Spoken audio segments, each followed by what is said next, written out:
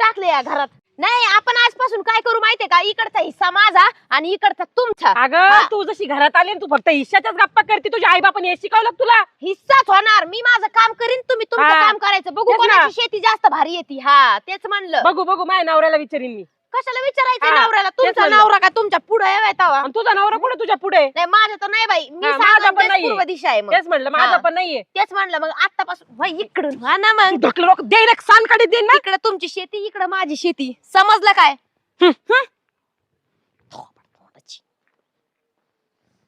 चला. राम्या पण एक काम कर ना. काय अरे बायाला कुठं लगेच तिकडे घेतो, त्याला इथंच राहू दे ना. आधी आपण विचारून येऊ.